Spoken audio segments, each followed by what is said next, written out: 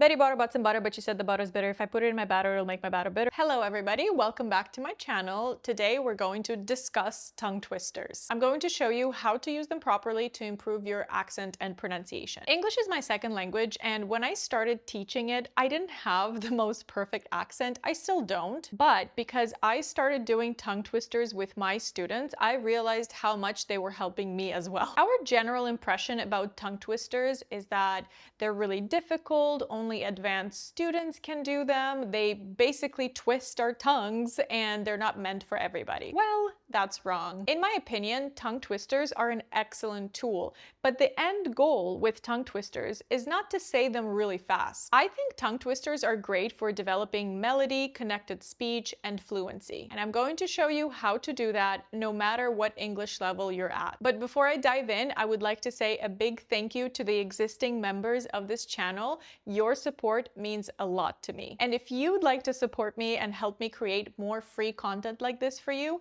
I just launched memberships. Signing up is a simple way to support my work and become a friend of the channel. Okay, so let's look at this very, very popular tongue twister, Betty Botter. This specific tongue twister helps you with that American glottal T or flap T, like in water, bottle, better, butter, and overall connected speech, contractions, and maybe some long, short vowels. So I can say this tongue twister very fast. It'll go like this. Betty bought some butter, but she said the butter's bitter. If I put it in my batter, it'll make my batter bitter, but a bit of better butter will make my batter better. So she bought a bit of butter better than the bitter butter, and she put it in her batter. That made no sense, and I don't think this is how you should be working with tongue twisters, especially at the beginning. The end goal is not to say it this fast. The end goal is to be able to say it at a normal human speed. So this can be extremely intimidating for people. They would hear someone say these tongue twisters as a challenge, and then they would try it to say it the same speed, and it's impossible because guess what? You see me and other creators like me as results of years and years of practice, okay? So you can't let yourself get scared or intimidated, especially if you're at the beginning of your learning journey, when you're comparing yourself to other people who have done it for many years. Because I can assure you, I am not smarter than you, I'm not more talented than you, I just practice more. So you know what I did before I was able to say this tongue twister like this? I looked at the sentence structure. I looked at the meaning of each word. I looked at the melody, the tone, what was important, who was the subject, what was the action. I practiced saying these sentences slowly, then a little bit faster, and I looked at them and I wanted to make sure that they make sense in my head. This takes more time and effort, but it pays off. And again, this doesn't require talent or special skills. It's just practice. Different tongue twisters cover different sounds and they are challenging in different ways, so I always recommend to do as many different tongue twisters as you can and not just get stuck on a few. And the more tongue twisters you do, the better your pronunciation gets. So this is how you perfect, or this is how you work with any tongue twister you choose. Step 1, you need to understand or try to understand what is that tongue twister about.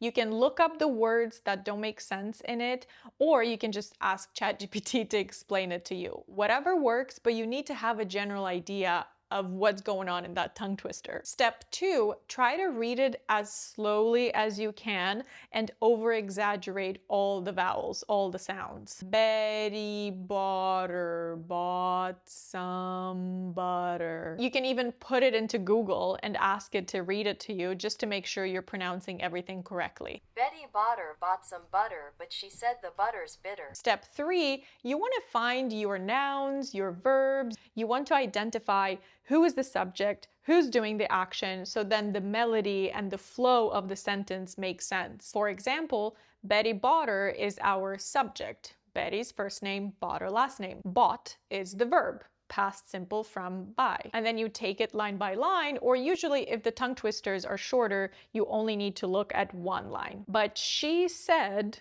she's the subject, said the verb, the butter is bitter. So it's a reported speech sentence, the butter is bitter. And we have the butter as the subject. is as the verb and bitter as the adjective, which describes the butter. So now that you've looked into the meaning a little bit, you've looked into the structure, the tongue twister should sound a little bit more logical to you, so it's easier for you to practice it. Step 4, you have to imagine that you're telling this tongue twister as a story to a friend. So basically you change your intonation a little bit as if you were telling this tongue twister as a story. So Betty bought some butter, but she said the butter is bitter. If I put it in my batter, it will make my batter bitter. So you say it a few more times and you get familiar with the flow. Step 5, repetition. If you tried working on a tongue twister today and it didn't work quite well, you have to come back to it tomorrow. You just have to. You don't just give up on your first try. That's just not how developing a skill works. Also, even if you mastered this tongue twister, that still doesn't mean that you'll remember it forever unless you keep rotating it and practicing it, because your muscles will forget what the position was when you were saying this tongue twister for certain sounds, certain connections. Repetition is key. You know that. So tongue twisters need to become part of your English speaking routine. Maybe you have a daily routine, maybe you have a weekly routine, but tongue twisters need to be there. And if you're not really sure how to build yourself a routine that is both practical and non-boring, I created a weekly English workout routine that gives you different speaking and vocabulary activities, including one tongue twister a day. This is a great tool for B1, B2 students who feel like they're a little bit stuck and they don't know what else to do to move forward and improve faster. Believe me, if you stick to it, your speaking skills will improve so much faster. You can find the link to it in the description right here. Okay, and then the final step, step 6, it's time for us to look into connected speech, which is what helps you say these tongue twisters so much faster. Okay, so we'll take it line by line. For example, Betty Botter bought some butter. We want to say this faster. Betty Botter bought some butter. How can we do this? So we have 3 words at the beginning that start with B. Betty, botter, bought. There is no way for me to connect these words too tightly because I have to say B every single time I say this other word.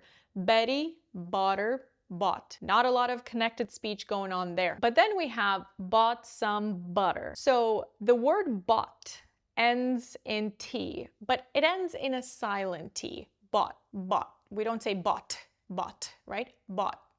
Then you have the word some, which starts with the letter S.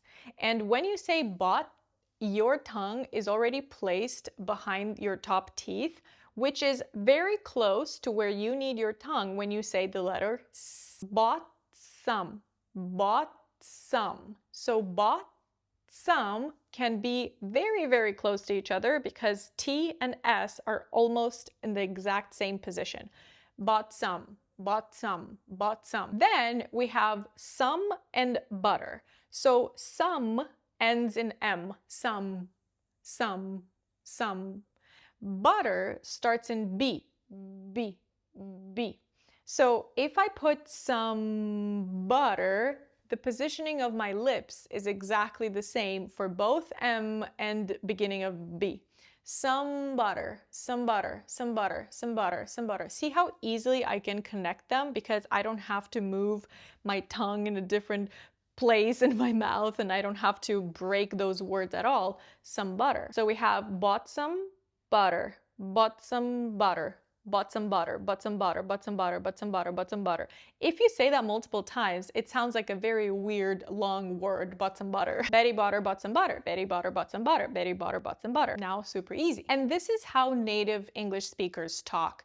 They connect whatever words make sense to connect. So to you, they sound like one long word. So that's why some words you can catch because they're not in connected speech. Some words is really difficult to identify because they are part of some connected speech group. I hope that makes sense. Okay, so now I'm going to say this long tongue twister once slowly and once really fast. Betty Botter bought some butter, but she said the butter's bitter. If I put it in my batter, it'll make my batter bitter.